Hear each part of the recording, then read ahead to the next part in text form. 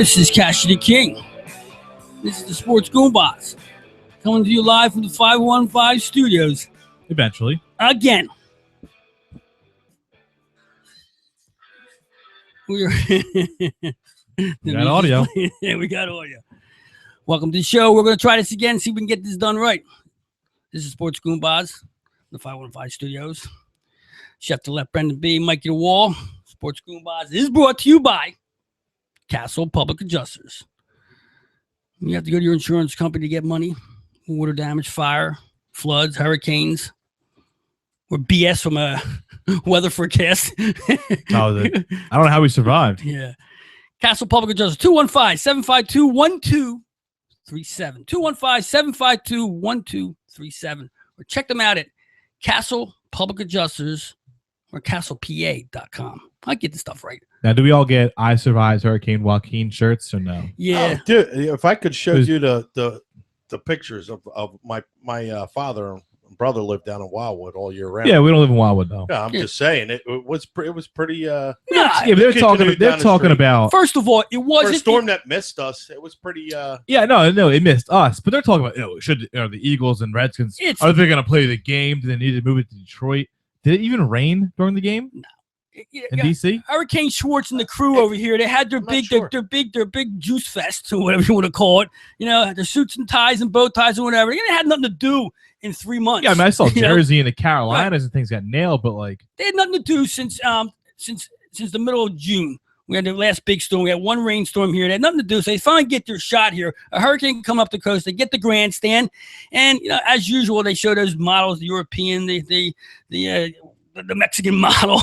They got the Tel Aviv model. They got arrows going all over the place. They predict this thing to go everywhere, so they cannot be wrong. By the time they had all the tracks out, it looked like a big old bowl of scungili. What's even worse is that they couldn't even find good photographs locally. Usually they find a tree down somewhere. They had to go into Ocean City and put the camera as low as possible to the ground to make it look the water as high as it can be. And I was down there in Sandy, and let me tell you something. This is nothing. It was zero. There was no damage down there. Areas here and there down North Carolina. It's like Sandy's stepsister. Yeah, right. It's all big brother, big bull. Joaquin. Everybody make a lot of money at the stores and all that stuff. Everybody gathering all their goods with the worry about the blackouts and French stuff. toast syndrome. That's what the chef calls it. I don't know what that is, but I guess it's something. He'll take your word for it. Yeah. It's when everybody runs out and buys eggs, milk, and bread. Before we get into sports, I want to get into a little rant here. I want to talk about some of what happened in Oregon last week. All right, another college killing, another lunatic going wild, and which is exactly what it was. Yeah, and another situation of the gun getting blamed for the damage done. All right, let's remember the gun is the tool. It's the tool, and a tool has to be used by somebody. Okay, this had to be stopped before he got to the gun. Okay, if this is a problem that's been going on for years, maybe we should look at the parents. Okay, I always want to blame the parents, but sometimes you have to. Good parenting is important in life. And if you look back, and the reason I'm saying is because as soon as they interviewed the father, I knew, here's the problem. Okay, here's part of the problem. The guy don't know nothing about his kid. Okay, he's 26 years old, but at one point he was 18, 19, 17, 18, 19, on his way up to 26. Maybe he got no attention. And at some point, Hitler was 15 years old. Right. That's not his parents' fault that he was crazy. Had terrible parents. That he was crazy at 40, though. But his parents were bad when he was a kid. They put all his bad ideas Bin Laden was 15 head. at one point. He never had any parents, Bin Laden. He grew up in the desert, man.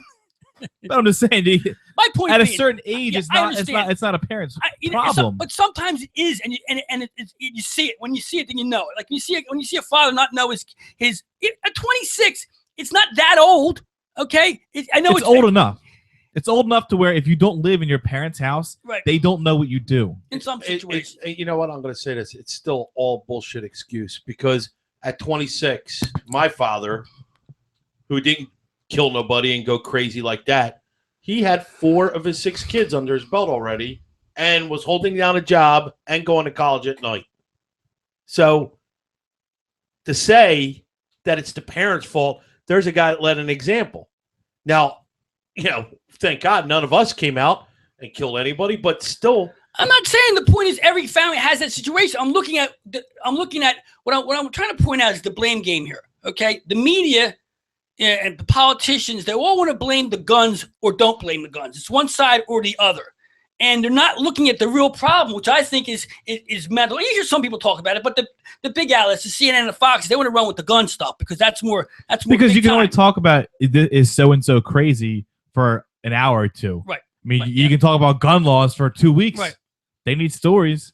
It's always it's the gun's fault, of course. And you also have to blame social media a little bit for it too, because as you can see, he posted a ton of shit on social media, which it's become so common now that when you see something like that, no one reacts to it anymore. I don't blame social media at all. I'm not, because there were serial killers before social media was around. I understand that, but I'm saying it doesn't help, because it gives the outlet. No, it never helps. Well, here's the thing, Mike. If you found out one of your crew had said something like that and had posted that kind of stuff out, would you react to that or say, he's just being goofy on Twitter or whatever? It depends what he said. If he said I'm going to go home and shoot at my office, yeah, exactly. I'd be like, yeah, let's go with what he said. Okay, but you would address it, right? Yeah, somebody says, but if he just said like, oh man, like my fantasy team's killing me, I'm about to go nuts or something like that, I'd be like, okay, that's a standard thing. But if somebody says something oddly specific like that, or has drawn up plans of, and I know they have guns and stuff, that's a whole different ballgame. Well, okay, but I'm just saying, because I'm similar in age to this guy. He's 26, I'm 28. Other than being on this show and going to work, my parents have no clue what I'm doing any other time.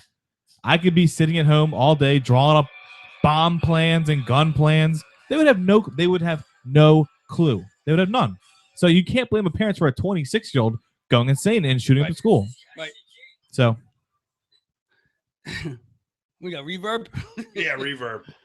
Well, in any event, I think I think that the social media doesn't help and all that stuff. But if anything, maybe it does help because maybe people can catch it. Whereas before, when they're just going home and writing in their journal.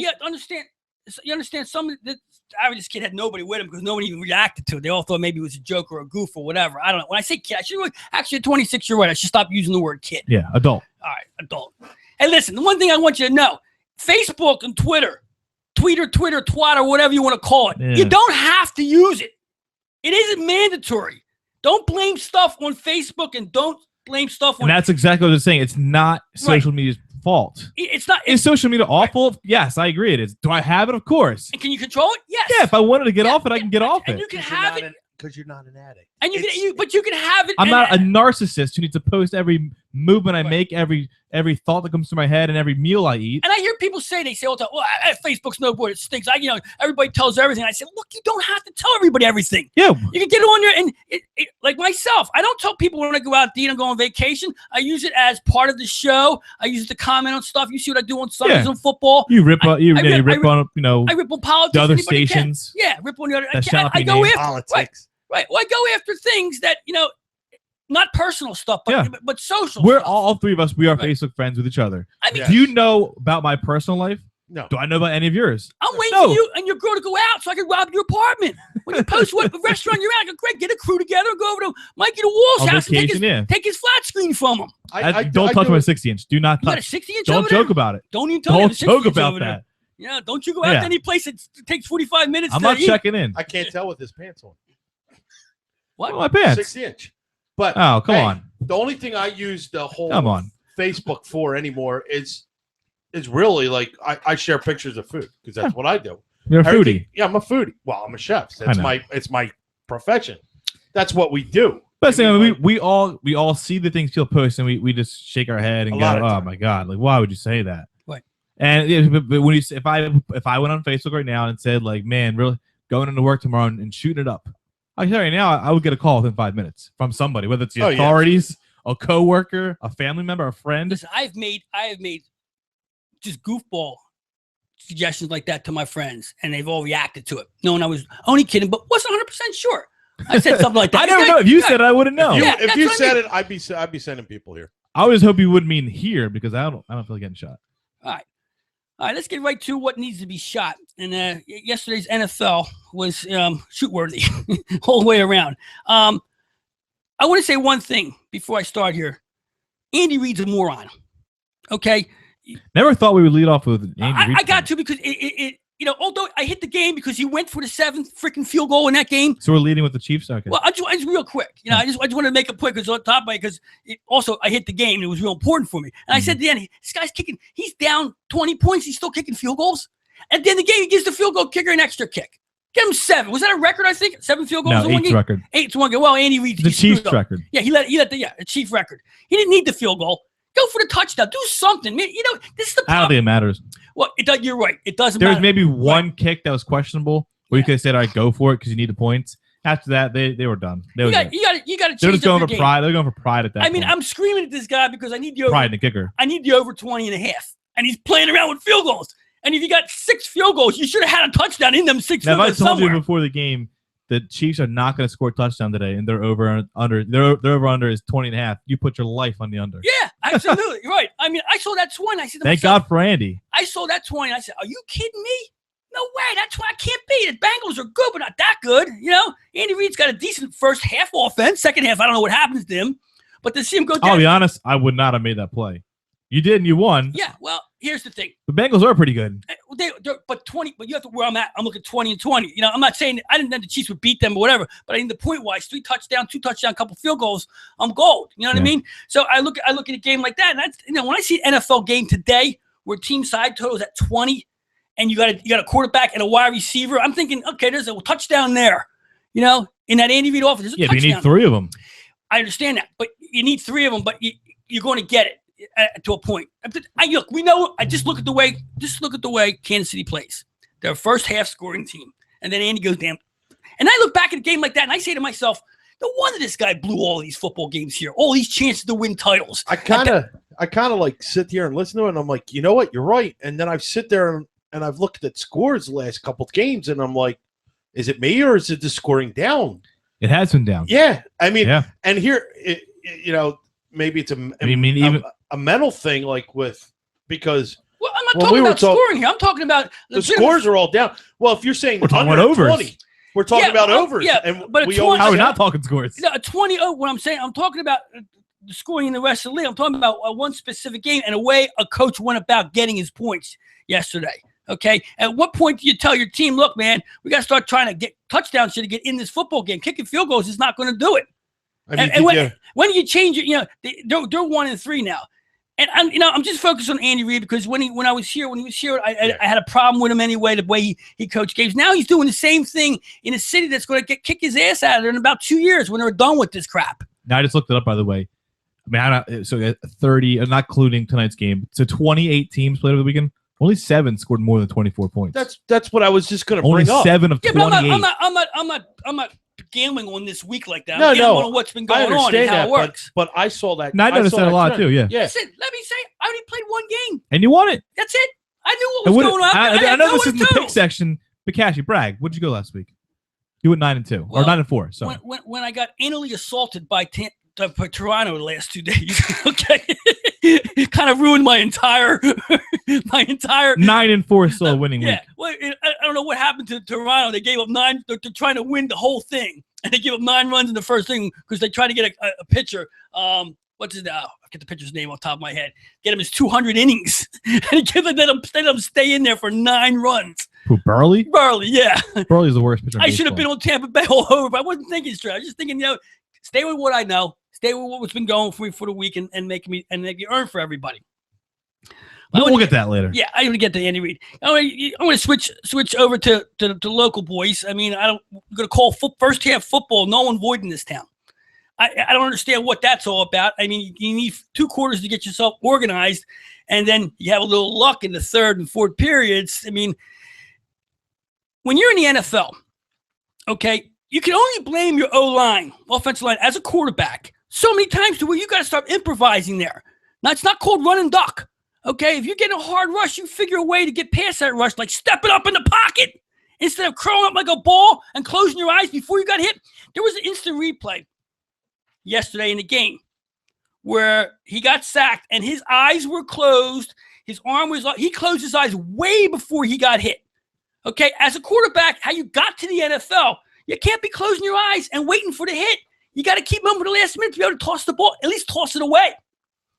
Don't tell me this quarterback's not scared or unsure. It just doesn't look like an NFL quarterback to me. Now, he did make some plays, and let's remember who he made plays against. They made the Redskins look so good yesterday. I mean, the Redskins, they leave this game thinking we got a chance to maybe win something this year. You know, that's how good their defense looked against the Eagles in the first half. And let's not blame the offense either. The defense doesn't seem to be able to give up anything under 8 yards. The 8-yard pass is easy with the Eagles. I mean, that's secondary. Again, that secondary is they just not everything underneath is good. The secondary that looked fairly decent the week before looked like crap. Yeah, this week. I mean, like absolute crap. Giving up the short passes when you only need 10 is not good. It's not going to work. And Kelly, Chip Kelly, he acknowledged that today. He said, "Look, our defense wasn't real good yesterday as well. I mean, we didn't make any plays." I think the defense was fine. It was fine. I'm not saying it was good. I think the defense was fine. Adequate. When your offense is playing that, you need the defense to be real good. You need to stop the other team completely. Well, it's not the defense's fault that they were on the field for 40 out of 60 I understand, minutes. but some of the plays that first half was almost all their fault, though. Yeah.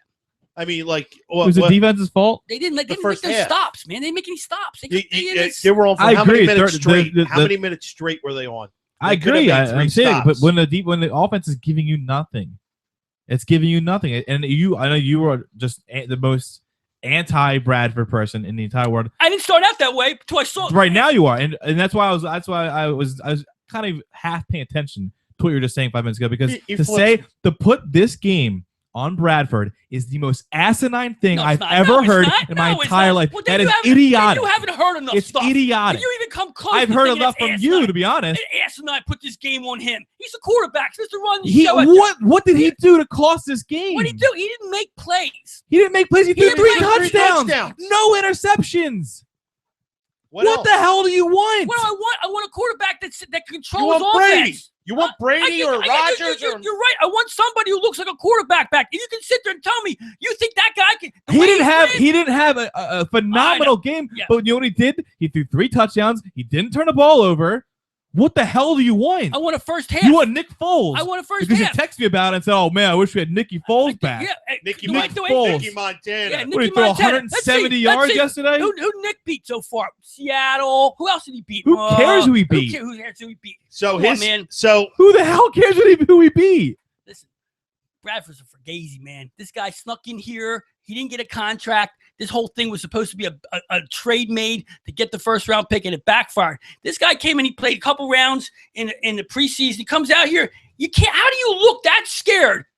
And you've been in the NFL 5 years. I don't. That's the look on his face. What the hell? What does that matter? Listen, he can't change what his eyes. Nick Foles open and slow. When his eyes start to close, man, before he gets hit, that's a problem. Okay, you're waiting to get hit. How about stepping up in the pocket? You've never played sports and felt a hit coming? You know, it's not because you must not have ever played. Because I have played, listen, and you do feel hits coming. Yeah, he don't. He panics. He just said he did. No, he did. He closes his eyes because he felt a hit coming. Listen, you got to be able to keep your eyes open to the last minute if you're going to be a decent quarterback in this league. And how about stepping up in the pocket? Well, that's an idea and a half instead of waiting back. He got him to throw it on the field. What did he do? He threw down the field. He threw 3 touchdowns downfield. You guys are just trying. You guys know exactly what I'm talking about here. I'm not a Bradford guy. I still have high hopes for him.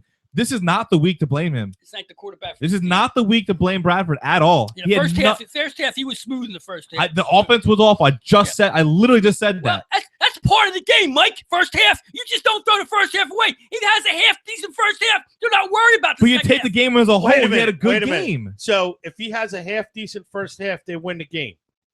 Is that that's what you just said? Okay. Yeah. If they make 3 goddamn field goals and an extra point, they win 2 more games. 3 more games. I didn't even get to the field goal. Okay. Well, I'm just saying. What are you saying? I'm saying that you're pinning it all on Bradford, and it's stupid. It's a team. It was bad last stand on the defense. There's no running game to speak of. No running game whatsoever. The offensive line can't block for shit. Kelsey all of a sudden reverted back to a goddamn rookie. First of all, we ran for 30 yards on the first play. What, 10 the rest of the game? I didn't pin it all on him. Okay, yes. I'm just telling you. You just said he was the worst thing you've ever seen in your life. I didn't say that. I didn't say it was I'm paraphrasing. You can paraphrase all you want. First First of all, you say it's the worst. I can't quote you ever because heard. I can't quote you because you're keep going going around and around in around and circles. around and around. This is the worst thing I ever heard in my life, and now you're telling me I say it's the worst quarterback I've ever seen. I never said any of that stuff. I'm 5 minutes paraphrasing. ago. Well, I'm paraphrasing. It's stupid. You just said you'd rather have Nick Foles. You just said you'd rather have Nick Foles. Right now, if I had my choice of quarterbacks, right today, I'd give me Nick Foles back. Okay, well, good. Give me Nick Foles back. Yeah. How does it feel to be wrong? I want. You don't know I'm wrong. You're just saying that because that's how you feel. You don't know I'm wrong. Bradford's Right now. better. I know you're not right. Is he better? Where's he better than Nick Foles? I'm gonna say he had it. Did he have a better game yesterday than Nick Foles?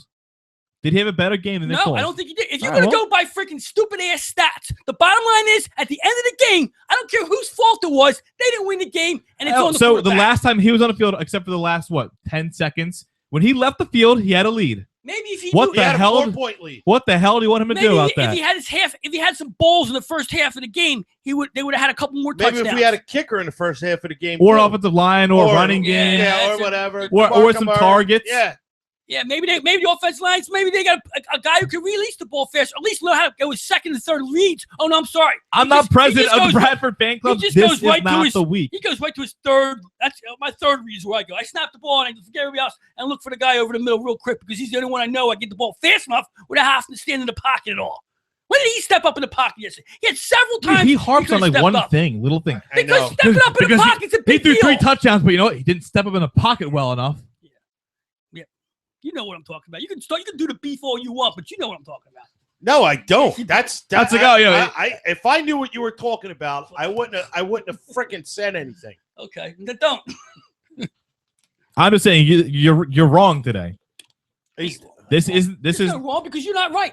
You know what I'm saying? How can this isn't the week to do it. You want to make it any other week? That's fine. After the Cowboys game, Totally I his support fault. you. Yeah, that I first support half, you. that first half, he blew that first half. He blew it. He has no You're right. control of his First team. one. No, You're he right. has, right now all he's doing is But wait a minute. Aren't you and this isn't a paraphrase. Before in the past, you said captains and rah-rah guys are a waste of time in the locker room. we're There's talking nobody about feel- Rock guys here. No, I'm talking. talking captain. You said it's his Captain? team. He's the leader. wait a There is second. no leader on the team. Yes, These are professional athletes, B. They get paid millions of dollars. They don't need to be Are you done? motivated. Are you done? Quote, Are you unquote. done? Are you No, done? I'm not Because I don't done. know what you're even talking about.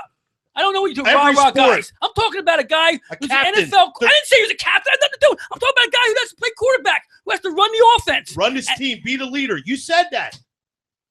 What does that got to do with being a captain and rah-rah guy in the locker room? It's the same thing. Being a leader. No, on the it's not. team. No, it's not. No, you lead by example in football. Okay, you're a rah-rah guy in And he football. threw 3 touchdowns. All What right, more that's examples does he need to lead? Third worst rushing offense in football. Must be Bradford's fault. There you go. Must be. Right? Can't- Is that Bradford? I want to hear from you. Is that Bradford's fault? Enjoy the season.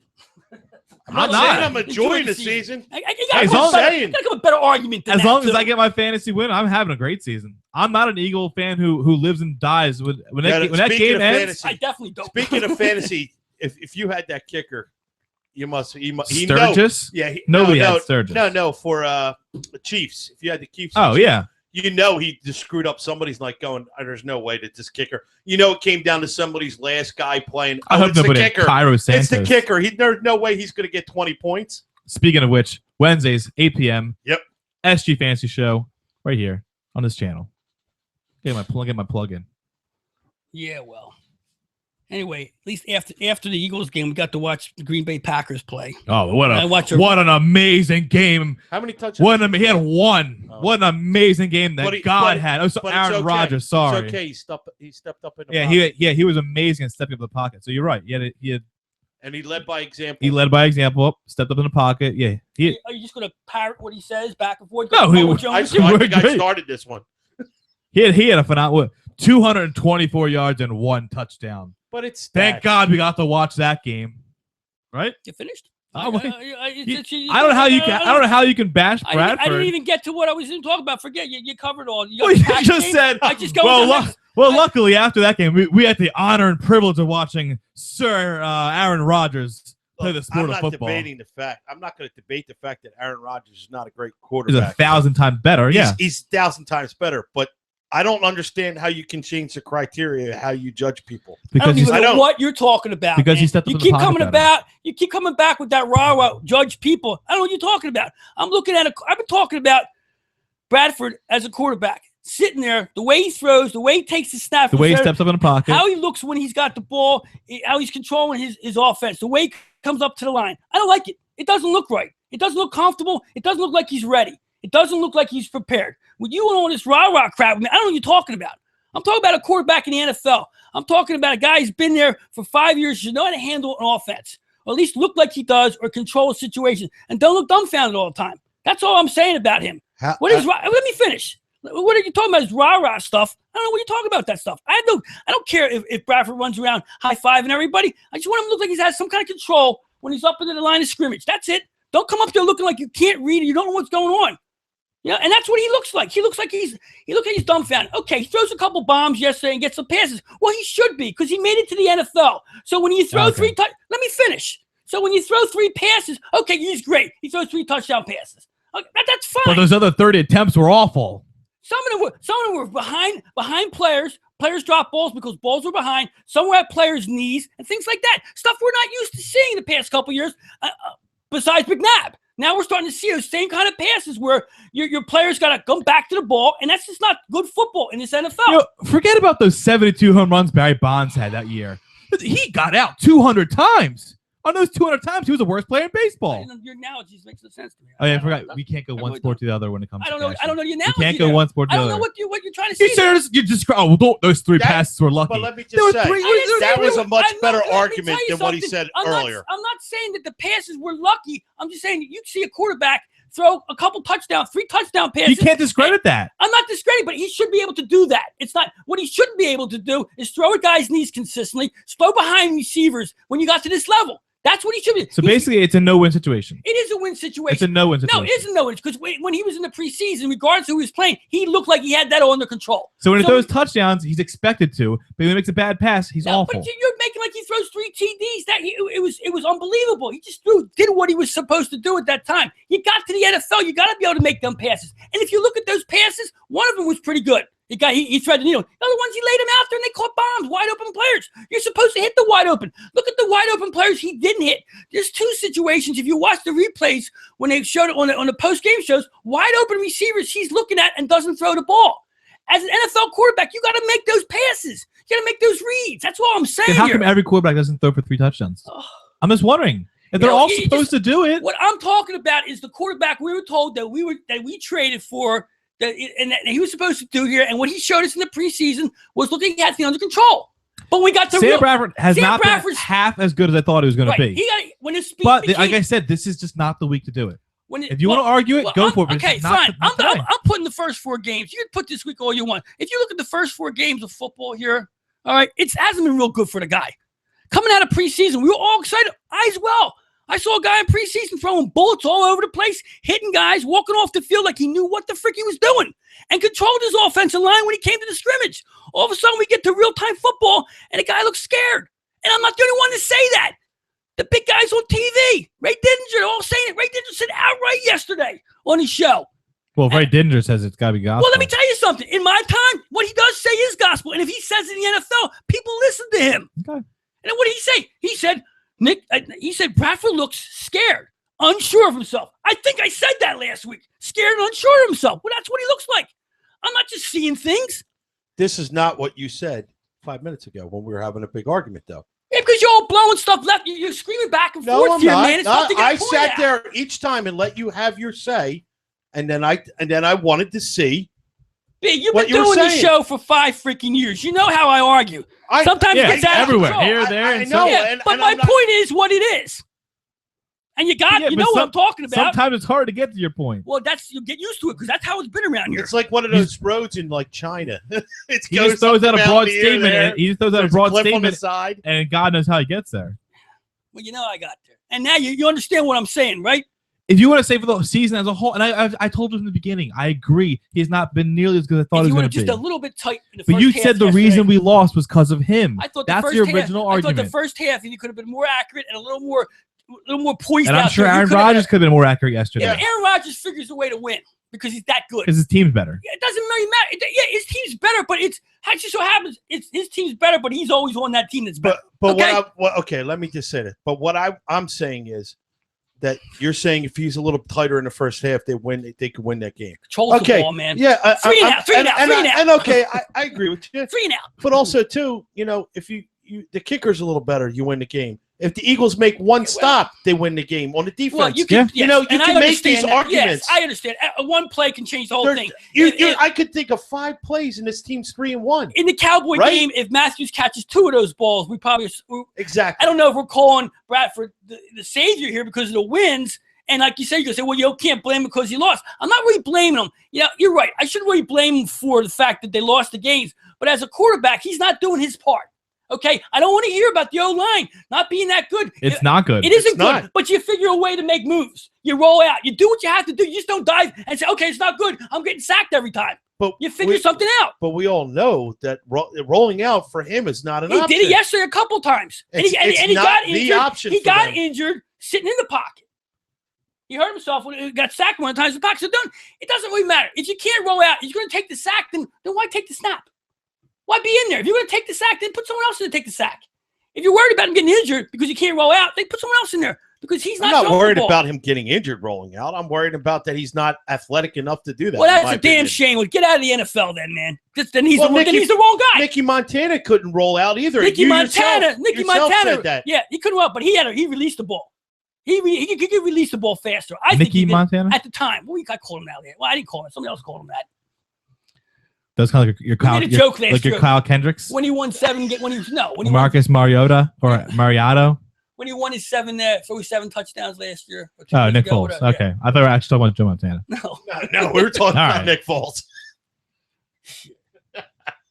Yeah, that's your savior. Who's the field kicker now for them? Who? Sturgis. Still, they didn't cut him. They didn't cut him. No, they didn't. They said they're gonna roll with him. He didn't. Did he make one?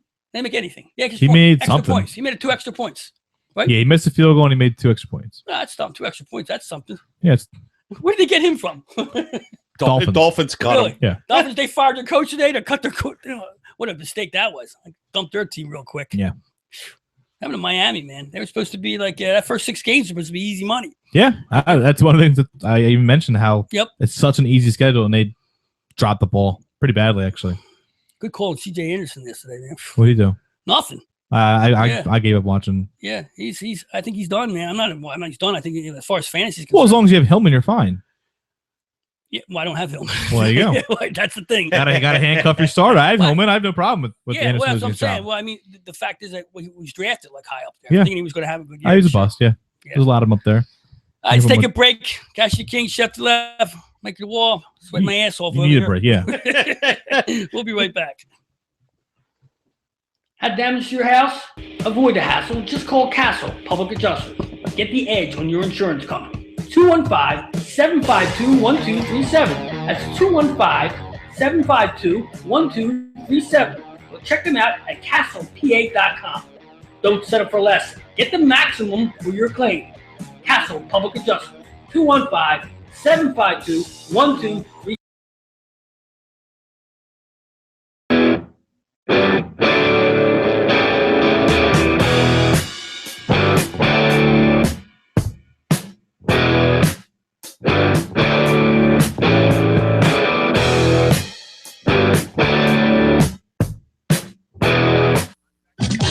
When you need a good roof over your head, call Seal Roofing. They've been keeping folks warm and dry for many years now and are proud of their work. Seal Roofing and Contracting does it all, whether you need simple repairs before the next big rainy season or a whole new roof. Maybe you need new siding or windows. You can be certain that when you hire Seal Roofing, you're hiring the best. Available 7 days a week with 24-hour emergency service and free estimates. Call 215-533-4066. That's 215-533-4066 or visit sealroofing.net. BZI Group Inc. for your individual and small group health insurance needs. BZI offers free instant online insurance quotes and applications from major health insurance carriers. The BZI Group is dedicated to a no-nonsense approach to health insurance. They focus on giving you the insurance you need in a timely and cooperative manner. Whether you're looking for individual and family, group, seniors, life, or long-term coverage, BZI can help. For additional information or to speak with an insurance expert, call 1-800-431-4834 or email them at www.bzigroup.com. Need an electrician? Think about adding surveillance or security to your home? Call Beacon Systems at 215-400-1151. Ask for Big Joe and tell him the Sports Goombahs sent you. That's 215-400-1151. They're the #1 electric installer in the Delaware Valley. Guaranteed customer satisfactions. That's Beacon Systems at 215-400-1151. Had damage to your house? Avoid the hassle. Just call Castle Public Adjusters. Get the edge on your insurance company. 215-752-1237. That's 215-752-1237. Check them out at castlepa.com. Don't settle for less. Get the maximum for your claim. Castle Public Adjustment. 215-752-1237.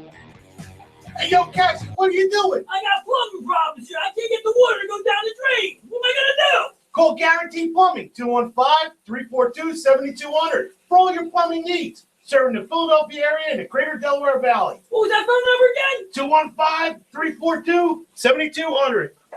Oh, yeah, oh.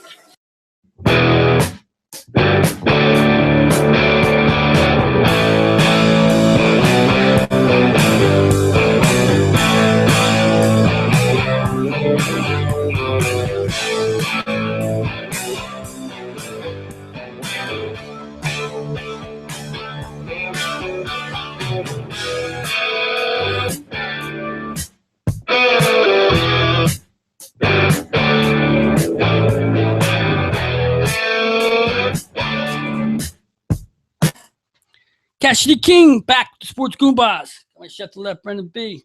Mikey the Wall, rocking the 515 studios. Got Victor Yorkie down here. Looking for food, man. How many treats I got to give this dog to satisfy her? Unbelievable. Get out of here. Run, dog. Ooh, she ran. Mikey the Wall, we're getting ready for the Wall report. We're having a little bit. Always. All right, let's go down to the pick session. Well, we made some money for you this week, didn't we? Yeah. You're paying your bookie.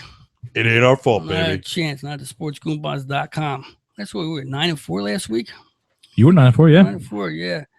Lucky I didn't post a what happened to Toronto last couple days. But I can tell you right now, who they playing in the first round? Toronto playing the winner of the Houston. No, they didn't know it. Kansas City won the best record, right? Kansas City best record, yeah. Unbelievable. Toronto gave up 9 runs in the So they're first. playing Texas. Texas. That's going to be a scoring game. Well, I like that. I'm going to be on Toronto every game. It's what I do. It's how I got to where I am right now. First part of the year was Kansas City. Second part, Toronto. Now I got them both running. Both my Dow Jones up there. I'm going to make money for everybody till they face each other.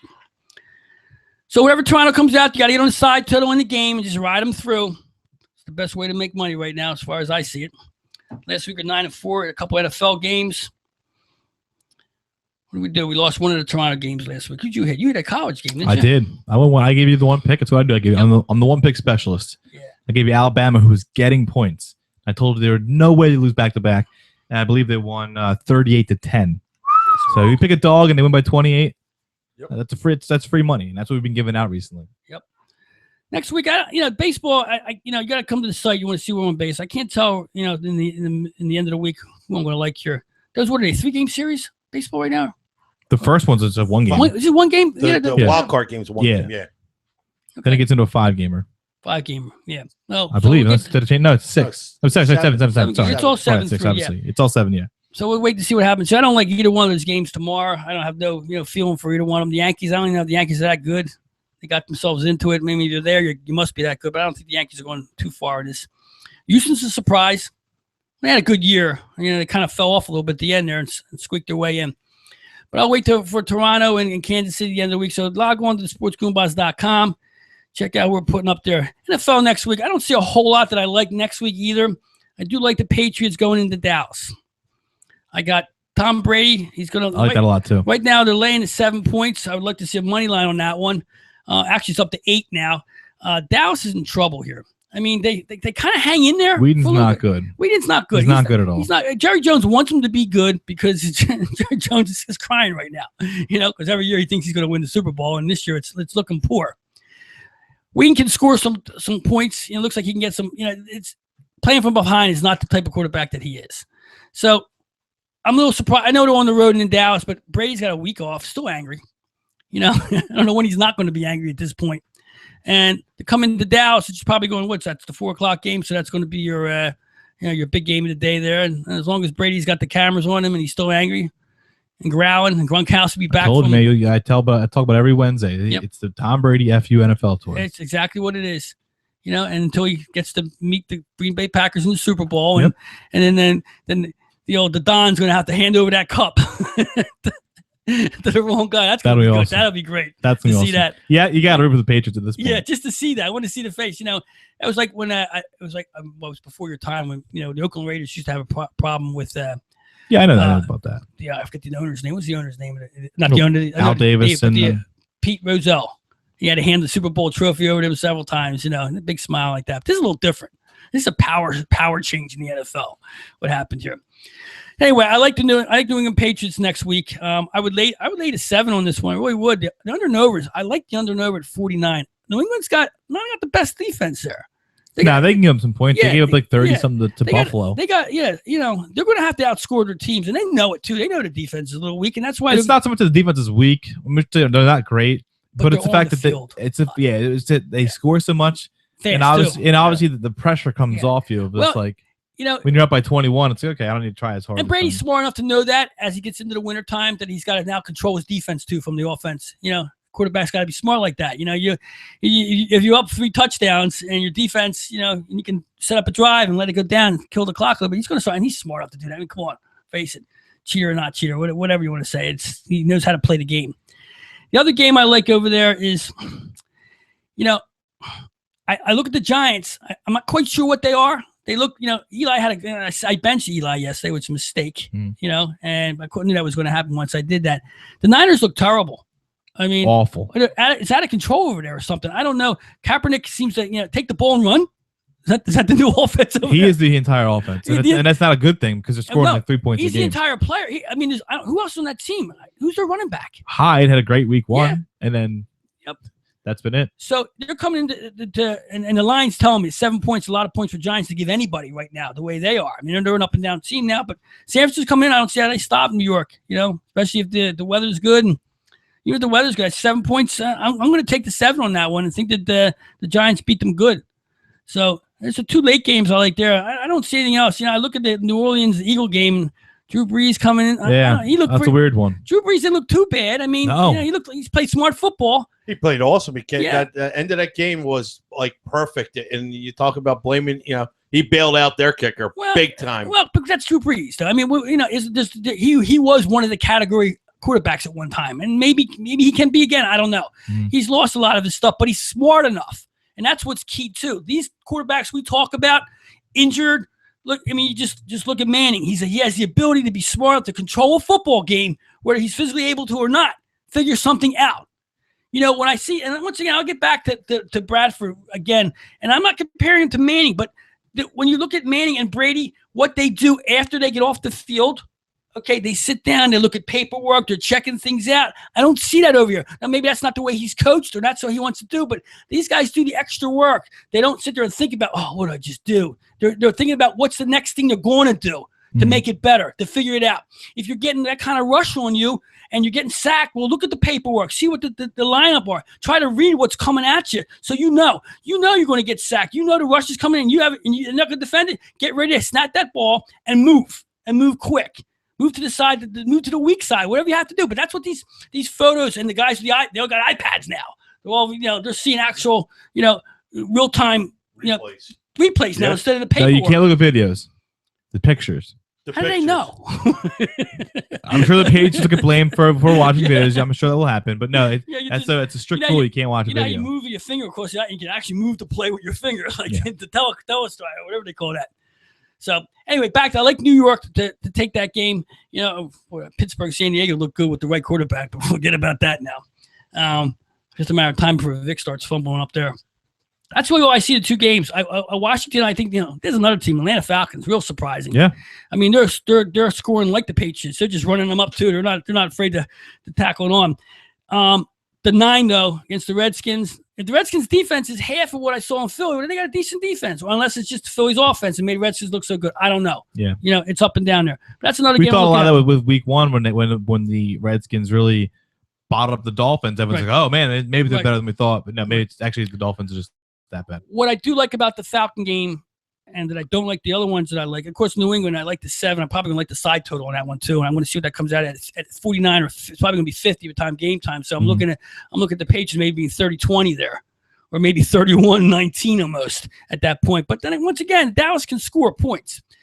I look at Atlanta here, and I really like the side total up there at home against Washington. All right, that under and over is 48, probably moved to 49, and now you're looking at a 29-20 type of a lineup. So that's a game that I would look at the side total. So there you have my 3 NFL plays, along with riding the Toronto Blue Jays right to the World Series, which I'm going to try to do as much as I can, because that seems how I got to where I am now. I like the New York Giants to to beat San Francisco. I'm going to lay the 7 on this one. I don't really like to do that sometimes, but I think it's a good number here for the Giants being home. The other game is I like New England Patriots to be all over Dallas next week. Like Michael Walsh says, angry Brady's, he's still grimacing, man. So, and Jerry Jones is one of those coaches and one of those owners who is, he is in the Commissioners League. Oh. He's in with that. So, he's going to stick it to him too. Because as long as Brady's playing, Dallas ain't winning Super Bowls any way, shape, or form. So I like that game too, and also the Atlanta Falcons on the side total on this one, which the 9's a big number. If you're into money lines with the Atlanta Falcons, I mean, it's probably going to be a 2.5 on that one against Washington.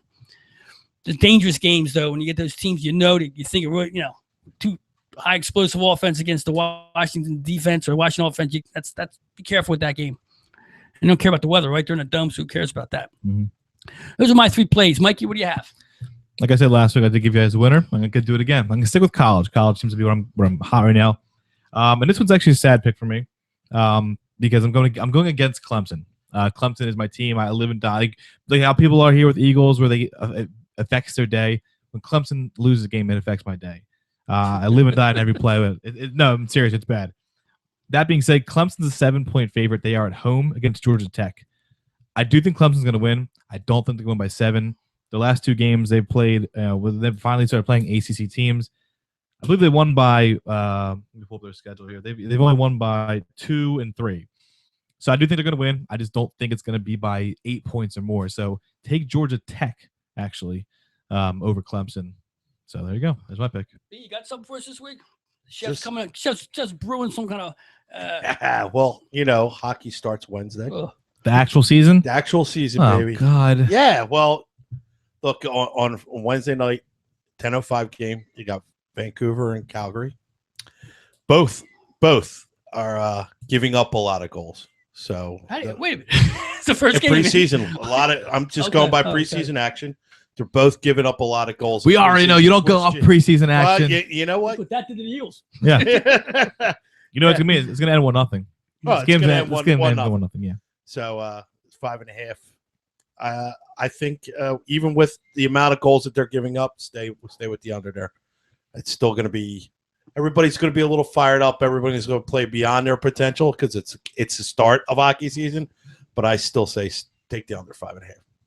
There you go. And Cash, tell them where you can find these picks all week. www.sgshow.net or sportsgoombahs.com. Cash's Corner. That's where all my picks go out.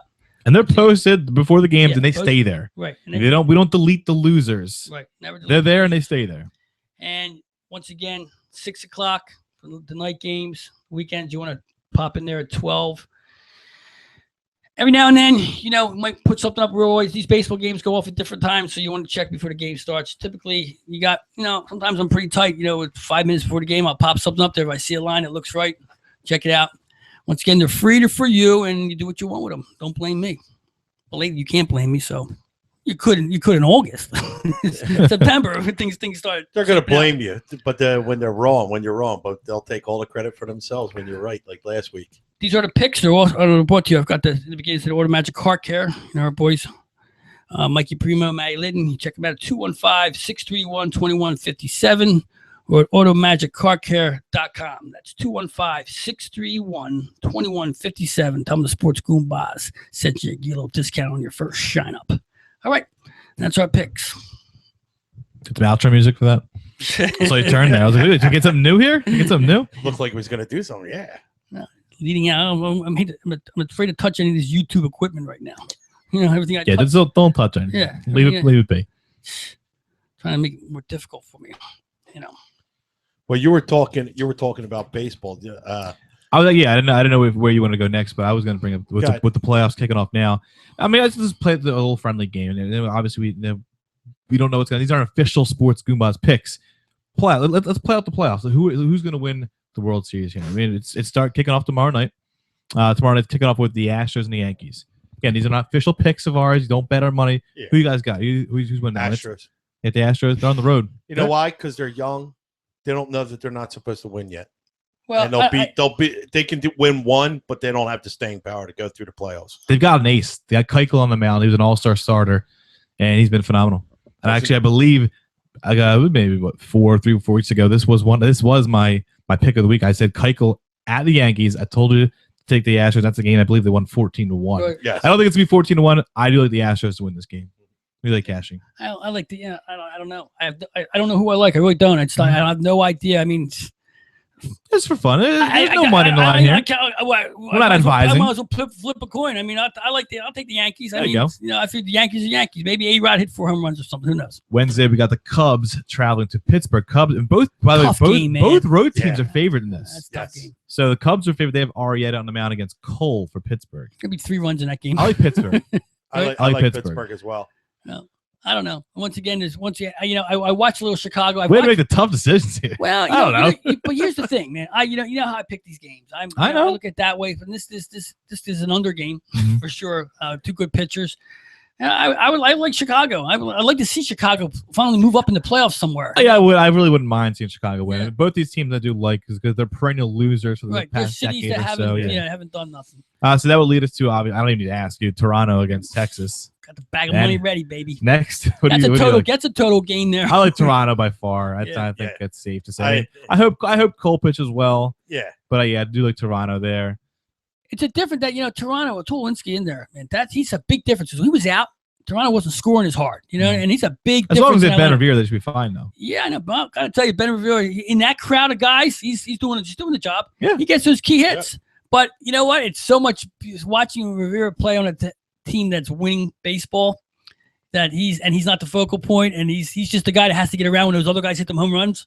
He's doing a lot of trotting around that field, and they're good. They're and that's what I like about Toronto. They're an inning team. They have innings. They don't score 2, 3. They score 7, 4, and then they're done.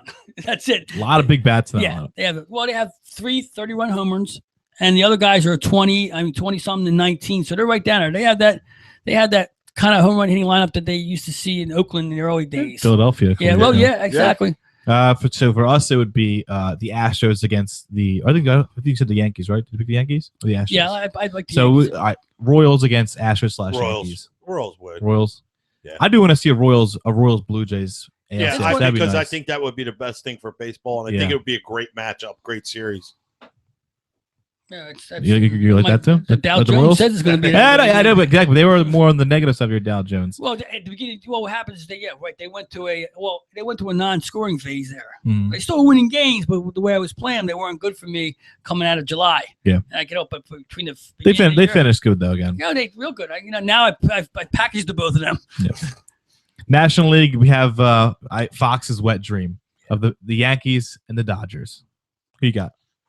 Mets and the Dodgers. Did I say Yankees? Yeah. I'm at the Mets. Either way, LA, New York. Sorry, Jeff. You know what? I don't. I'd like to see the Dodgers beat the Mets. I'm really not a Met guy. I don't know what like it is. I like the Mets. I like the Mets pitching. I really do. I really don't know in this one. Guys, they're not nice guys on that team. There's always controversial. They said that. Well, the Mets. Yeah, it's like they're. We got our old boys over there who are now riding the bench over there in LA. You want to see Rollins, and I really don't want to see Rollins and Utley win a World Series or get to World Series. Yeah, see, I wouldn't mind watching them get. I really don't want them to win. Yeah, I don't want to to see see them. them. I don't like them. I kind of want your. I want your one World Series Right. to be here. You know what that does? It takes. It was like when I watched Dalton with the Marlins. It was like it was awful. You know what I mean? And Pat Burrow did the same thing. It felt like your girl. He won with San Francisco. San Francisco. It was like, it's like that trumped the title. Whether he was a big part of it or not, it still trumped the whole. Yeah. Not that I was a real Pat Burrow fan, but I mean, I don't want to see that. I'll go Pat the partier. I'll go Dodgers in this one. Yeah, I think so too. Yeah, the Mets. I think the Mets are forgetting. Sorry, yeah. I think the Mets. Sorry, Joe. Mets. You had your fun. Mets are part they're gonna win, Cassie. The Mets are part of a bad division, number one. And then, while we're here, we'd get into Washington a little bit about the debacle, the money. I was going to get to that next. They fired everybody. They fired the whole coaching staff. We need to fire some of their players. What they should do. Matt Williams, after 2 years, you go from what coach of the year last year? I don't know. I doubt it. He was. He was to manager the of goat the year. last year. Yeah. The coach of the year to the goat of the year. I mean, whoever signed Papelbon shouldn't have their job either. I mean, thank you. Traded. But thank you for taking them off our hands. I don't see Matt Williams being the GOAT of the year. I see the ownership buying players like this in a climate, and we've talked about this before. When you start buying superstars and putting them on a team, or not say superstars, guys that are paying big bucks, you're going to get this problem. This is the nature of the sport now, and this is why you see teams like Kansas City, and I would say Toronto. You look at Toronto. I don't know if Toronto's full of superstars. I think they developed that team. For the most part, you bring Tulowitzki in there. Okay, he's a free agent. And Donaldson is he? You got him in from Oakland. Oakland, yeah. So but he wasn't. I don't remember him from Oakland. But I mean, he was. He had one good year in Oakland, yeah. Or two. Maybe. So I mean, but with Washington, they've been buying these players for years now, trying to buy them a team. And when they got a pitcher in there, they got the best pitcher in baseball, maybe. I mean, you throw 2 no-hitters. It's a shame you throw a no-hitter like that, and then at the end of the season, and you want to have a good time with that one, but still, you look at it, and you say, what a disappointment. Scherzer comes over here, thinks he's going to the World Series with this team, for sure. In this division, especially, to rip through it. And to have a season like this where you have players fighting. I mean, I wasn't going to go into full-fledged into it, but since you're already there, I might as well not say anything later. This is like the Eagles' dream team. 2011, I think it was, Eagles' dream team. There's not a reason in the world this team shouldn't have been in the World Series, or at least paper-wise. Yeah. With that pitching staff. Scherzer is arguably one of the 2 best pitchers in the National League. What do you win? 15? I don't know if it was 1 loss, but I just know we have 2 no-hitters in one season. First time it's been done since '73. Yeah, well, other than that, Halliday in one playoff. Yeah, that's not the same season. I know. And then I mean, just in offense, I was looking. I didn't realize how good of a season Bryce Harper had. Yeah, look, MVP. I mean, the fact that he missed the playoffs may not happen, but look, he led the league in runs, home runs, and on base percentage. Right. Which always puts you right up there, and he was second in average. So just off that alone, I mean, you're a bit of a nasty guy too. Has an edge to him, for a young player. But I'm glad that Harper lived up to it, because a lot of times these guys don't live up.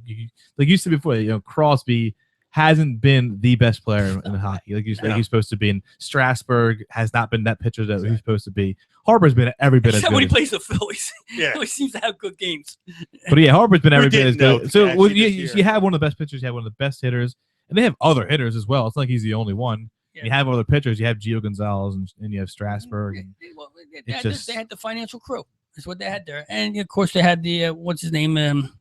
There's not a way that Matt Williams could have kept his job. There's not a way he could have done that. And he'll get another one too. I don't think he's a bad coach. He's not bad. I just think when you have a coach, they were banged up a lot. Here's the thing too. Matt Williams is a fundamental ball player when he played. Okay, it was good at it, and he's the kind of guy, and he had a mean attitude with his playing. He's a tough guy, and to control that stuff, you have to have when you have the $1 billion ball clubs, you got to have a certain type of manager in there who knows how to work those salaries. And when I say salaries, players who I think the word you're looking for is dynamic personalities. I don't know if it's dynamic. It is. No, it's not this dynamic personality.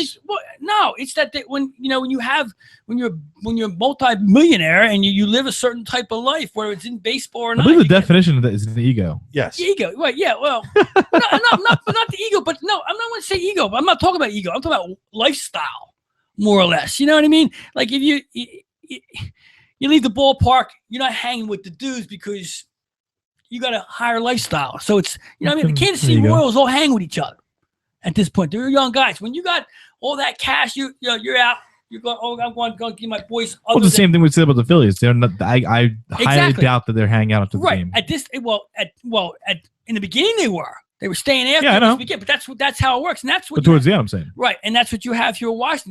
They've been 4 or 5 years of building this team with money. Yeah, pretty much, and it's gotten to a point now where everybody's their own little business, and that's the difference. That's sports. That's what's changed sports. That's what has taken away from the years of the Yankees buying championships. It was the last time anybody was buying titles. Yeah. Now everybody tries to build with certain kind of. I mean, if the Blue Jays win the World Series, they would be the new, because they did buy a championship. Yeah, they made a trade. They made a lot of trades, a lot of time. We remember 2, 3 years ago, they went out and brought in up the Reyes and the Burleys and here's the thing about the knuckleball. They brought all these guys in. The difference is Toronto is they haven't been in the World Series since they beat the Phillies. No, just because they haven't been there doesn't mean this isn't buying a championship. Well, you traded for Tulowitzki. Right. You traded for Donaldson. You're making trades. I mean, trades part of the game. That's buying. That's buying talent. What do you mean? No. Wait a second. That's you're making trades. You make deals. Okay. I mean, when you talked about the Yankees in them years and some of the other teams after them a little bit, they were buying postseason free agents. Yeah. We were paying millions and millions for whoever. Making all these trades and all these. I did mention a bunch of signings. That's buying a championship. It is. Not buying would be what the Rays did when they played us, or the Royals, what they're doing now, or the Giants. The Giants weren't buying championships. They're growing them all. It's a little different. I mean, it's in the sport. The trade is part of the sport. If you're good enough to make the right kind of trades, it's what it is. They finagled a championship. That's what they did. Because they finagled it because, like Mikey said, if you're not growing it yourself, you're not. But you're going out and getting it. Yeah, they went out and got it. They're not buying. Players, they're not like dropping. Like I'm sure Toronto didn't drop $50-60 million to get all that. They did 2 years ago. They spent the most money of any team in baseball. Yeah, would that get them? Well, without signing Jose Reyes, you're not trading for Tulowitzki. That's right. Well, it's a build.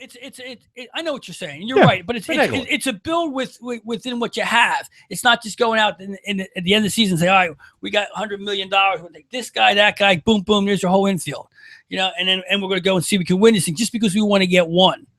I mean, Toronto, do they want to just get one? With this team now, they got a team that could be. Well, nobody ever wants to get one. Well, when you buy the A-Rods of the world, you're doing it to get more than one. Oh, if you look at it, what they got signed, I guess for they're a 3-year window here. What's that? Toronto, right? Well, once again, once they win this World Series, people are going to want different money, and that changes everything. I mean, the Phillies got lucky; they managed to get to a second World Series and should have gotten to a third by keeping everybody tight.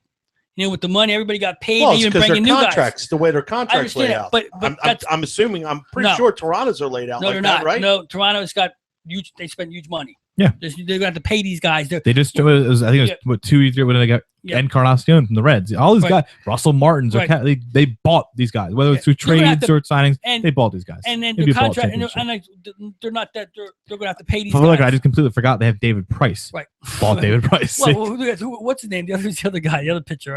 Well, Dickey was the one I was forgetting. Yeah.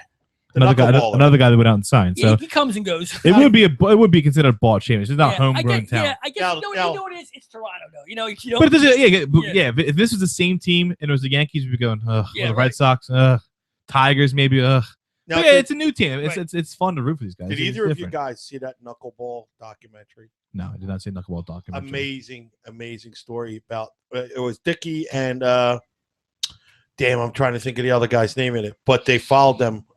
I mean, it's all. I think it was on. It's on like Epics or one of those stations like that. Just, I'm telling you, you got to watch it. It's just like on Netflix it. On Netflix it. Yeah, it's out. Moving on to what we were originally going. Next series we had would have been the Cardinals against whoever you had winning, whether it be the Cubs or the Pirates. You got to let the Cardinals there. I do. Yeah, Cardinals. Well, they got the team. Yeah, they always do. Another 100-win season. Yeah, they're an organization, man. They do it right. And they don't buy a lot of teams. They build. Yeah, they build good. They do it unknowns. As I sit here, I don't know too many guys on that team. No, you're really not I know going the catcher. What's his name? Molina, but he's hurt. Yeah, but he's hurt. Yeah. Who's their home run hitter? I don't know. I don't know if is Matt Holliday still there and playing. That's what's amazing. The three of us are sitting here and we can't pick out these St. Louis players yet. No, but they have some. I mean, They went. I mean, Johnny Peralta, I believe, was an all-star or something like that. They went and got Jason Hayward. But yeah, the rest of the lineup in Colton Wong. You're not thinking of big name. Hayward. He's a free agent, right? He's 27 years old. old. No, they traded him. They traded for him. Yeah, but he's a free agent this year.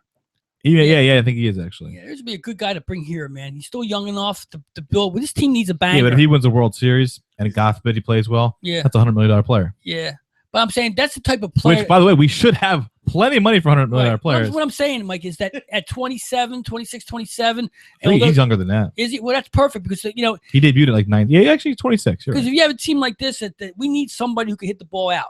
A veteran that hit the ball out who's willing to sit around with a team. You got to get a free agent to come here to want to hang with this team for 2 or 3 years so they get good enough to play. You got to get a guy who's doing it now at 26. And right attitude too. That's not can't be a selfish guy. I'm not talking about that. Back to the rah guys. They need a batter. They need a guy in the lineup that'll tell a pitcher, look, we got to pitch to certain players because look who's coming up right now. They don't have that guy in the lineup. And Hayward being young enough, and he's been good for what 3 or 4 years now, right?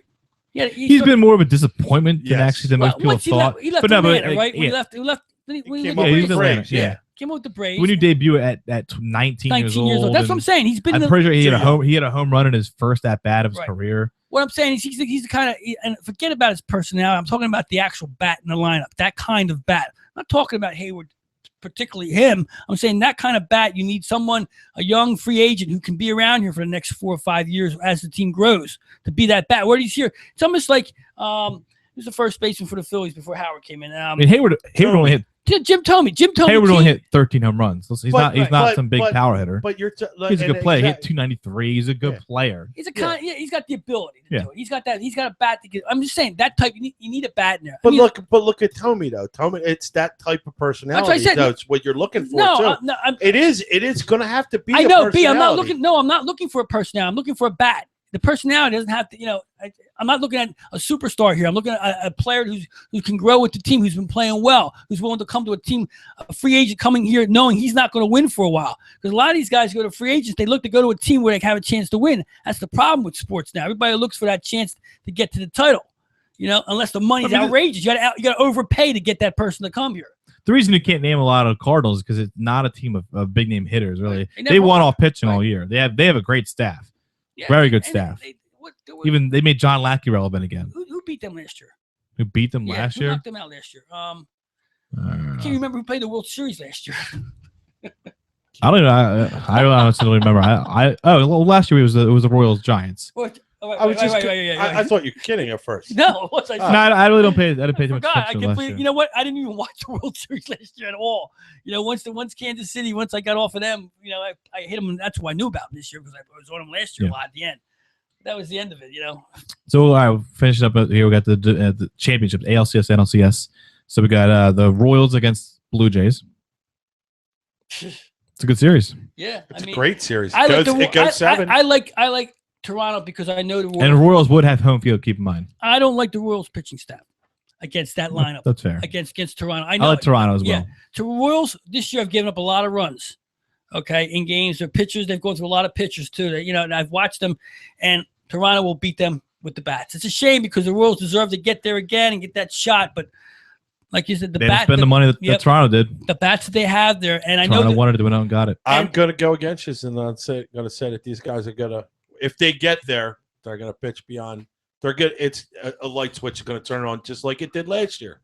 Yeah, they weren't expected to win last year either. They had to go. But they're expected now. They're the number one team. I'm just telling. I'm just saying, but they are expected now. First of all, Giants were expected to get there, and neither of them were. The Giant lineup is nowhere near like this Toronto lineup. Toronto lineup, every batter's a banger except the Giant lineup. The Giant lineup is a lot like the Royal lineup, but the Giant lineup is a lot of these no-name guys that came up out of nowhere. A lot of contact hitting. Yeah, a lot of contact. Not like I said, the way that Toronto scores their runs, they score innings. They have big bang innings, and that's it. And then they try to shut you down the rest of the way. NL, we have Dodgers versus Cardinals or Mets, whatever you picked. Cardinals, man. I got Royals, Cardinals. Royals, Cardinals. That's what I said. No, sorry. No, I say Blue Jays to Cardinals. Yeah. I say Royals, Cardinals. I'm sure Fox will love that. St. Louis, Toronto. 2 huge markets. Terrible. But those really are the 2 best teams. They really are. Who's doing that? Is Fox doing it? I assume they always do it. They always thought, you got the Yeah, Buckster. Buck will be there. Buckster and Creeper. Got Buck and Creeper. Oh God, he's getting worse. Yeah, I quoted him the other day. Oh, did you? Yeah, well, I put it on Facebook. Look, I'm watching him. I'm like, he's all pale and stuff, and he's all over all night long. All he could care about was when was the Miami Dolphin coach getting fired. He kept coming back on reports. What the Miami coach get fired? He's a fan. Don't defend him, please. I can't take that.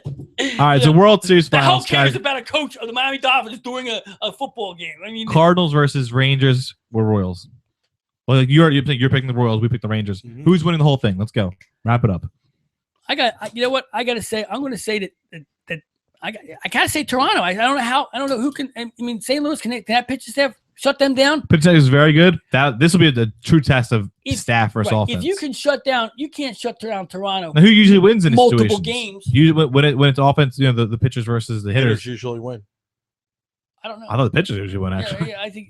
No, because here's the difference. If you make one mistake as a pitcher, it's the game. It's over the fence. It could be a home run. It's gone. Yeah, but you make one mistake as a hitter, it's a walk a ball. Yeah, that's every game though. No, playoffs. I know. But baseball playoffs always comes down to the pitching. We saw with Bumgarner last year and things like that. Shut them down. That being said, I'm gonna pick the Blue Jays just because I want something new. I'm tired of the Cardinals winning World Series. Yeah. Yeah, it gets like. I don't care. Why? I'm gonna pick the 100-win Cardinals again. Come on, that's boring. Well, Next. I'll be wrong with Toronto right up through that time. So I'm sure you will be. Banging out home runs. I say the Royals. All right, there we go. Got two different. At least it's funny we both picked AL teams. I noted this on Twitter. Mm-hmm. Those are the only two 90-win teams in the American League who in the playoffs. Yep. Everybody in the National League won. Even the number 2 NL team, the wild card team, won 97 games to win the second wild card, which means before 3-4 years ago, whenever they started this, the Cubs would have missed the playoffs with 97 wins. Yep, it's insane. Yeah. Well, a lot. Well, you got to go back 20 years when if you didn't win the pennant, you didn't go. Yeah, but that's 20 years ago is way too long. Well, I'm just saying. You go back when we were There kids. was only 2 divisions back then. It was American League and National League. Remember when we were growing up? It's still American National League. No, it was only.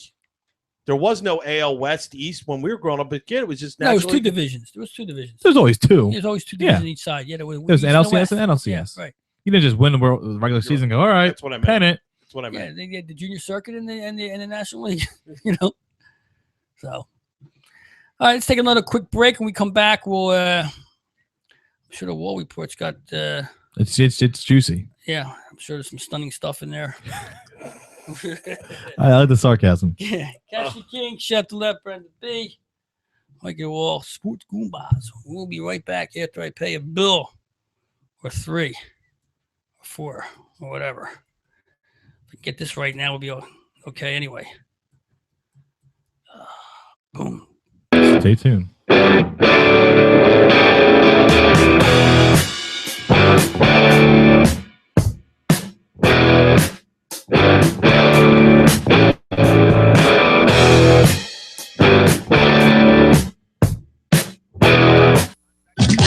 When you need a good roof over your head, call Seal Roofing. They've been keeping folks warm and dry for many years now and are proud of their work. Seal Roofing and Contracting does it all, whether you need simple repairs before the next big rainy season or a whole new roof. Maybe you need new siding or windows. You can be certain that when you hire Seal Roofing, you're hiring the best. Available 7 days a week with 24-hour emergency service and free estimates. Call 215-533-4066. That's 215-533-4066 or visit sealroofing.net. BZI Group Inc. for your individual and small group health insurance needs. BZI offers free instant online insurance quotes and applications from major health insurance carriers. The BZI Group is dedicated to a no-nonsense approach to health insurance. They focus on giving you the insurance you need in a timely and cooperative manner. Whether you're looking for individual and family, group, seniors, life, or long-term coverage, BZI can help. For additional information or to speak with an insurance expert, call 1-800-431-4834 or email them at www.bzigroup.com. Need an electrician? Think of adding surveillance or security to your home? Call Beacon Systems at 215-400-1151. Ask for Big Joe and tell him the Sports Goombahs sent you. That's 215-400-1151. They're the #1 electric installer in the Delaware Valley. Guaranteed customer satisfactions. That's Beacon Systems at 215-400-1151. Had damage to your house? Avoid the hassle. Just call Castle Public Adjusters. Get the edge on your insurance company. 215-752-1237. That's 215-752-1237. Or check them out at castlepa.com. Don't settle for less. Get the maximum for your claim. Castle Public Adjusters. 215-752-1237. Hey, yo, Cassie, what are you doing? I got plumbing problems here. I can't get the water to go down the drain. What am I going to do? Call Guaranteed Plumbing, 215-342-7200 for all your plumbing needs. Serving the Philadelphia area and the greater Delaware Valley. What was that phone number again? 215-342-7200. Oh, yeah, oh.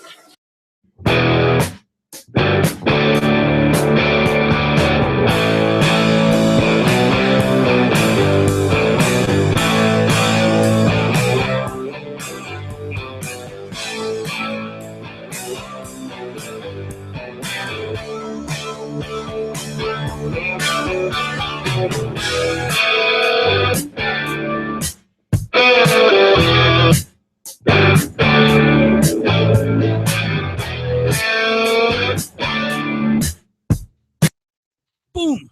Just like that. Music goes off. Just drop it. I was waiting for our intro from last week to play again. Apparently, we got the old kibosh from YouTube. Was not a fan of that. YouTube was checking out the Sports Goombahs last week. How about that, man? We played a little bit of. We wanted to have a little celebration for a 10-year anniversary. Put a little Dino on there, and boom, the alarms went off. YouTube sent the message in. Ixnay on the Martin nay. Can't play no Dino without paying a couple bucks. You know what's funny? They only told me that it was banned in Germany. That's what it said on there. Can't be played in some countries, and it had Germany, Lithuania. Are we one of them? I don't even know. I don't even know what that's Well, all about. if we're not, then why do you get the message? I don't Because understand. apparently somebody in Lithuania or Yeah, Germany probably was reported that. watching Yeah. this show. No, that's Report not- said, I don't no, like that's- this. that's I not don't how- like this. That's how I think it works. The way the different countries have different deals with their records and Copyright. Either way, it's good. It's good to know that Google's tuning in. Google, they own everything. We're on the radar. Absolutely. You know, well, uh-oh. Look out! Look out! Watch out! Incoming! Now, the wall report. It is that time. It is everybody's favorite time. Especially mine. It's the only reason I come back every week for this one segment. It is time for the wall report. Kick things right off. We're just talking about some playoff baseball. One guy who's not going to be playing playoff baseball. That's CC Sabathia. Checks himself into rehab for alcohol abuse. Getting his Manziel on. I mean, you couldn't hold out for another week or two. He had to go right before the playoffs. I don't understand the timing of that. After, I don't know if you saw the video. Apparently, he got a bar. Not really a fight so much as he was yelling at somebody loudly in public. Yankees didn't like that. They went to rehab. He said he doesn't have an alcohol problem though. He just go to rehab. I don't really understand what that means. It's usually where you go when you have an alcohol problem. Apparently, it's not a problem. He's just doing it to comply. Yeah. Anyway, Cash, this one's for you because I know you're a big fan of Stephen A. Smith. Yeah. I don't know if you saw his monologue today. He looks dead into the camera and calls out Kevin Durant. Oh, Says, "You don't want to mess with me." He goes, I will ruin you. Apparently, there's a big spat between the two. Stephen A. reported from his sources that Durant wants to play for the Lakers after his contract's up. Durant said, "That's not true at all." He goes, I've never spoken to Stephen A. None of my family or my friends have ever spoken to Stephen A. I don't know the guy. I don't like him like that. Stephen does not like that. It doesn't like when his resources are called into question. So he went on his amazing show, which I'm sure we all watch every day. Just kidding. The show's awful. And he looks dead right in the camera and says, "Kevin, you don't want me as an enemy. I'll get you. I know things about you. I'll get you." Anyway, of all people, Kevin Durant. you know what? That's so Stephen A. First of all, I mean, he's got nothing better to do. I mean, it's been a while since he said something stupid. Yeah. So he's right online right now because the NFL, he don't know nothing. And of course, about Bayless has the whole time. Skips. Steven, you don't need to defend yourself. Yeah. You know who you heard from, and you don't need to defend yourself to these people. It's a tool at Yeah. Bayless is like It's like Tweedledee and Tweedledum. These are two guys that they're wasting away on ESPN. They can't. They have no knowledge. The girl in the middle running Yeah. this whole thing couldn't have looked more uncomfortable, by the way. Yeah, and she's always uncomfortable. And she was uncomfortable back when he was beefing with when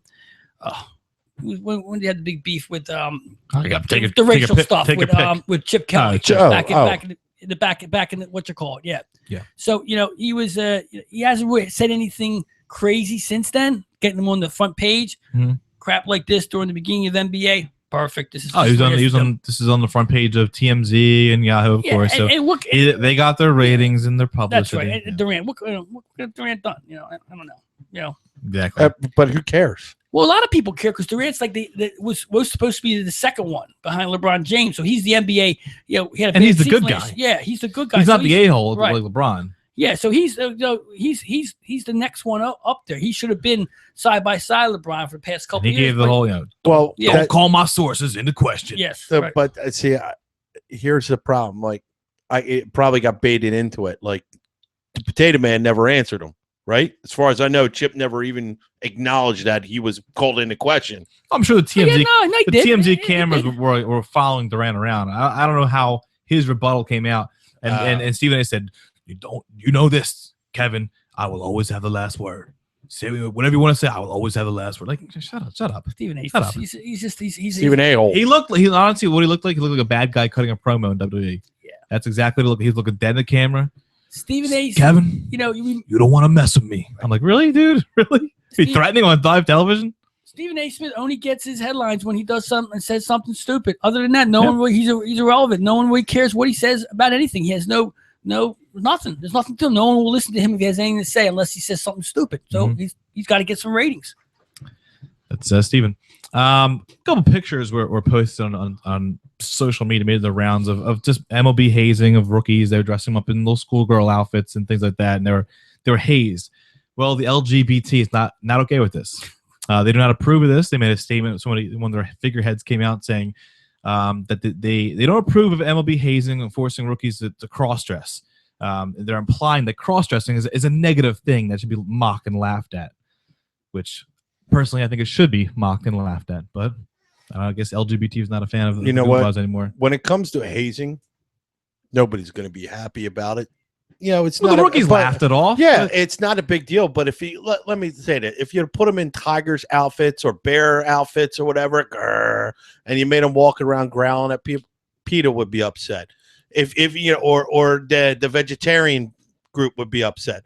It's silly. Let it go. You're always going to piss somebody off. You're always going to piss somebody off. So don't even worry about it. Former Eagle Irving Fryer, former Eagle great Irving Fryer, sentenced to 5 years in prison for scamming banks out of over $1.2 million in mortgage fraud.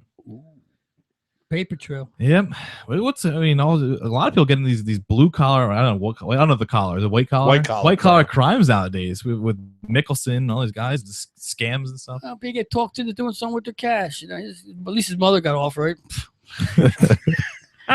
I remember Irving saying on TV, "I'm gonna, don't worry." Who's talking to somebody who was interviewing from Philly Sports because it's Irving Fryer, and he's like, "Oh, don't worry about this. This is a total, this is a total fraud. Well, I'll be clear of this stuff. 5 years means you didn't get clear. 5 years I would consider not being clear. Right. Sorry, I lost my page here, and now my computer's not working. God damn it! All right. Okay. This is when you showed me, but I already had it anyway. But in the midst, this is an MMA fight. And I know Cash is big on MMA. Just kidding. In the midst of being tapped out during a weekend bout, MMA fighter Travis Walford crapped his pants. It was sliding down his legs all over the canvas. It's disgusting. It happened, yeah. He rolled him over in a thing, and you could see the poop at the bottom of the pants. Yep. Tapped out, ref comes in, gets up. So the guy gets up, and it's just dripping down his leg. You hear the people in the crowd going, "Oh, what's that smell?" Dude crapped his pants. That's embarrassing, man. That's embarrassing. When you get knocked out, you lose. It's already embarrassing enough to you get knocked. I mean, he got tapped out. Like he was just choked out, and he shit himself. Pardon my French. Most of these guys had that taken care of before they get in the ring. You know what I mean? He probably had some Mexican before, the night before. I don't know what he had. It was runny, so it wasn't good. Oh. You can see the video, of course, on the Wall Report section of sgshow.net. We'll post those out after the show, probably tomorrow. The NHL, this is for you, just so you can have something to talk about. They suspended Sharks Rafi Torres 41 games, half the season, for an in-game hit. No, he didn't beat his wife. He didn't do this. An in-game hit, an illegal check to the head of Ducks Jakob Silfverberg. This is not the first time. This is the fourth time he's been suspended. He's been fined 3 times and warned by the league 2 other times. Repeat offender. So yeah, that's their role. This is more like a lifetime achievement award, I would say, for cheap shots today. For Rafi Torres. I saw the hit. I mean, I guess it was dirty. I don't really know hockey too well, but 4-1 game. I mean, how many games did the guy get for hitting Brashear with a stick? Oh, he was gone. He's banned from hockey. McSorley, was it? McSorley, yeah. When he wasn't banned. I don't think it was banned. 120 games he got. It was the longest ever. Okay, all right. He wasn't banned. He came back. I mean, it's just it's what it is. They don't ban anybody unless you kill somebody. So hockey. D. Gordon right? from the Marlins, D. Gordon from the Marlins. He won the batting title. Went 3 for 4 on Sunday to clinch it. So all his past friends and coaches were texting him saying congratulations on the batting title. Blah blah blah. Fortunately, he doesn't have that number anymore. A pitcher for USF, Joe Adele, has D. Gordon's number, and he was getting he's a flood of all these text messages from former players and stuff. Best part, because you got to figure if somebody's texting that number, you're obviously not close enough to D to where he gave you his new one. The one text message was from manager Dan Jennings. So the manager D. Gordon decided I'm not going to give the manager my new number. He's texting his old one. I mean, that's just I mean, it was that's awesome. It's a rough season for the Marlins. No, I like that. Didn't even give his coach his number. A report claims that now fired Dolphins coach Joe Philbin. He had to tell his practice squad players, and this has been multiple people who can report as insiders. He told practice squad players to take it easy on Tannehill because they were picking him off too much in practice, and it was affecting his morale. I mean, that's a Dolphin season for you right there. Imagine that. Tell the practice squad player, hey, take it easy on our franchise quarterback. You're picking him off too much, and it made him sad in practice. Apparently, Tannehill was mouthing off. He said, enjoy your practice squad paychecks. Like, you'll be out of the league and such. He's really affected by this, and it's probably showing in his play. It does show in his play. It does show in his play. He's had an awful year. The whole team has. 18. If you guys watched the Phillies, you saw this. 18 days shy of his 42nd birthday. 42 years old, basically. Ichiro finally pitched a baseball game. He's been lobbying this since he entered the league. Let me pitch an inning. He did pitch the last inning of the Marlins' last game. He gave up one run in 1 inning of play, 2 hits against the Phillies, but he got his fastball up to 87 miles an hour for basically a 42-year-old guy who's never pitched before. It's impressive. Player, there's some 42-year-old pitchers. Well, there's some 35-year-old pitchers who can't get 87 anymore. Look at Moyer looked like how old was he? Came in. He was like 29. 29, right? Yeah. And he had already had a career. He had already had a full-blown Japan. You can't come over until you do 10 years there. Yeah, because I think he had like 2,000 hits there. Mm-hmm. Yeah, I mean, if he debuted like a 20, 22, 21-year-old. Once, I think, right? What's up? He made a series once with Seattle. No, they never made it. He wasn't on that old team. They had that one run. They won like 106 games or something. Yeah, I think that might have been his rookie year. And that's when Brett Boone was juicing. Right. And wasn't there Ken Griffey Jr. was young on that team? I don't think he was still on that team. No, I think he was already. I think Moyer was on that team. Who? Jamie Moyer. It's very possible. I just made a joke about it, but I think he was. Yeah, that was a good team. Whatever. Yeah. Let's see here. Let's go. Father Kevin Carter. Yes, he's a priest. He's of Little Ferry, New Jersey. He was arrested over the weekend, or actually 2 weeks ago, for allegedly pointing a gun at an 8-year-old boy. Why? Well, Father Kevin Carter is a Giants fan. This boy is a Cowboys fan, and he was taunting him after the Cowboys win. So he pulled father, pastor pulled out a gun on an 8-year-old. He got arrested for it. Serious fan. These are some serious. When I first read it, I heard Cowboys fan, and this guy's from Jersey. I'm like, oh, great. This is going to be an Eagles fan. We're going to be in the headlines. But no, it's a Giants fan, so you've never heard of it until I mentioned it right now.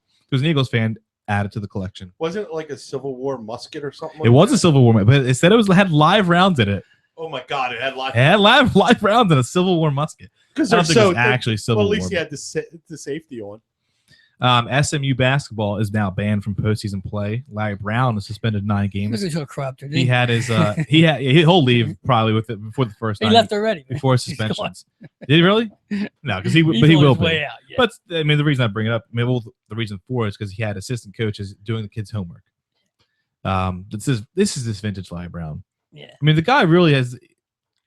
I don't know why he is. I mean, I guess because he won, here and there, but like the guy really is kind of a shady character. Always has been. He can't keep a job too long. He's got suspensions and violations and stuff. He's a big bailer. He just bails right out, baby. Yeah, as soon as the going gets tough, I'm out of here. Yep. That's Larry Brown. Here we go. Down 37-0 at halftime. I mean, the Longhorns got completely embarrassed against TCU, but down 37-0 at halftime.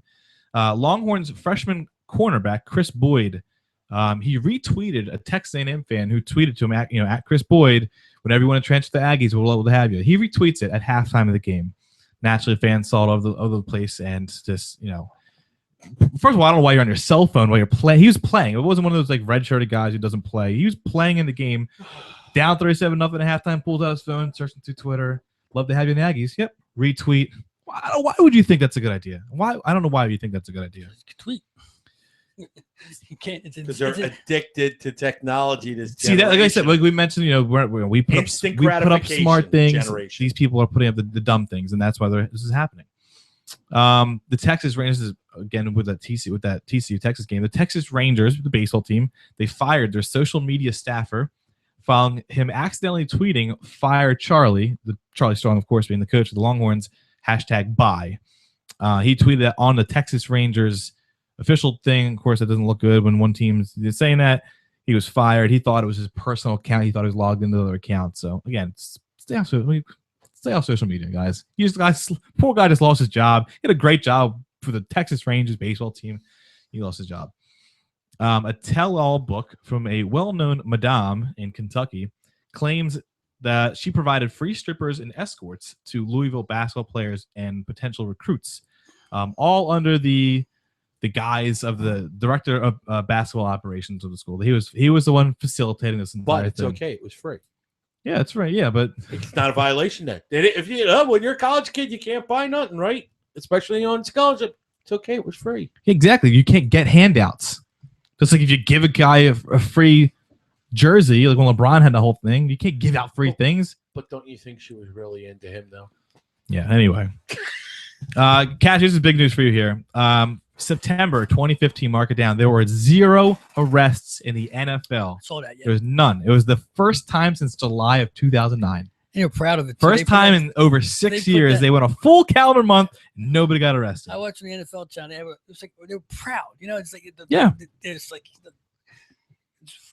Goodell's first accomplishment. It's like their commercial. Only the second time ever under Goodell's entire regime that he had an arrestless month. It's amazing. 9 years. Over 9 years. You know what worries me then?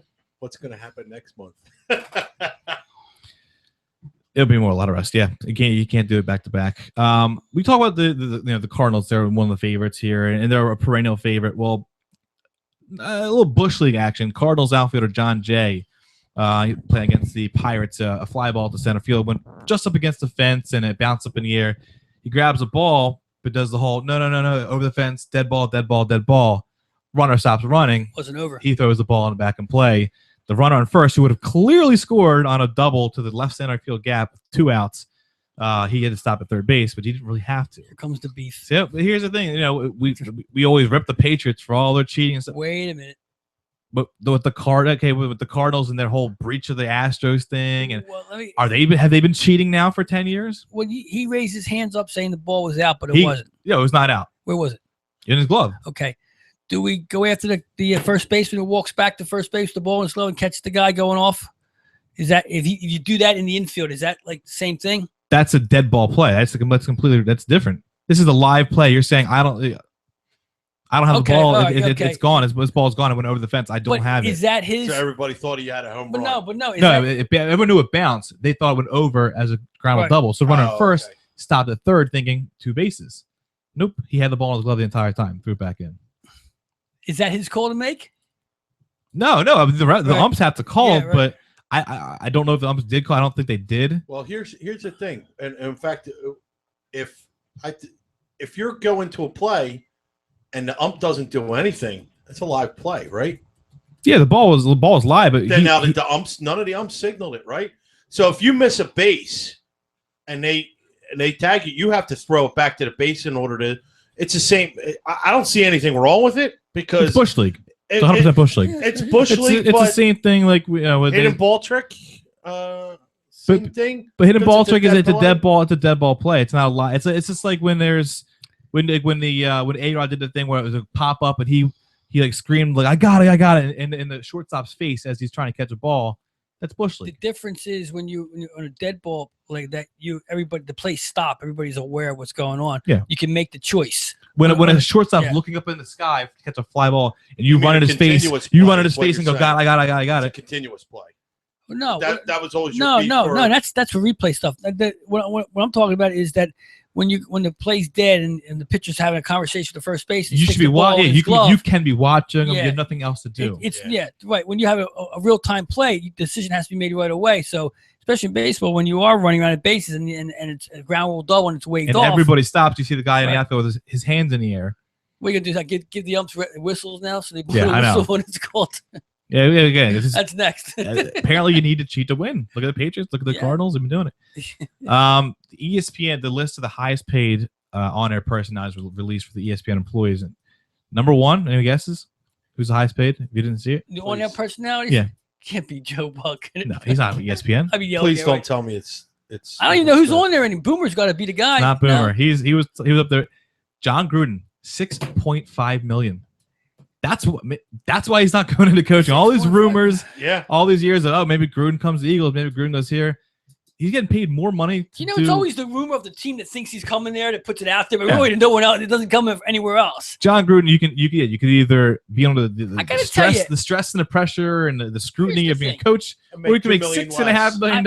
I used to think that work 1 day a week in a booth. I used to think that Gruden was, kind of over the top with some of his stuff, and he was in the beginning there, but he's pulled back a little bit.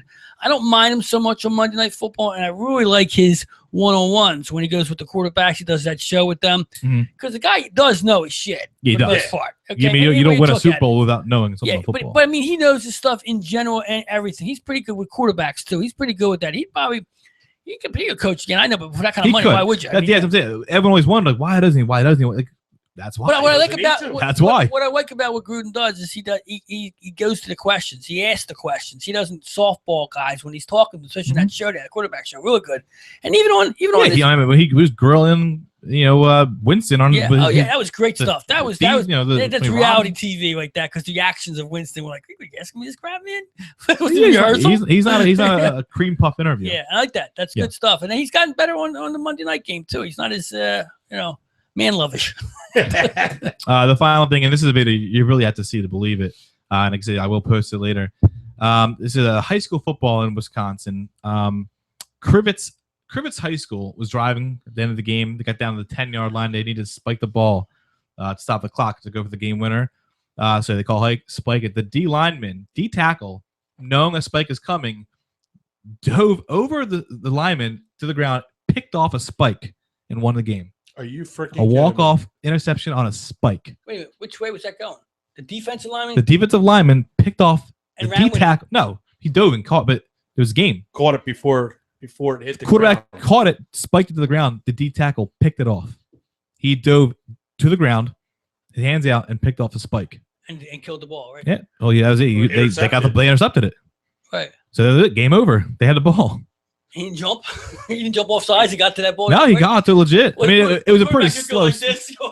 No, it's a pretty slow spike. But I mean, there's a video of it, like I said, which I will post. But the pick off a spike, I don't care how slow your delivery is, and it's a D tackle. It's pretty impressive. Wow. To know to go down where the spike was going to be is one thing. It's a complete. It's like a goal. It's like a soccer goalie in a penalty shot. You just have to guess. Yeah. You don't know where the spike's going to go. He guessed right, and he won. He's a hero. Wow. So, and that's your wall report. Not bad. Not bad at all. Never bad. Good show, guys. Always like that wall report. Better late than never. Information is the best. Let's hear it. Yeah. man. Thank you. All right, guys. Good show.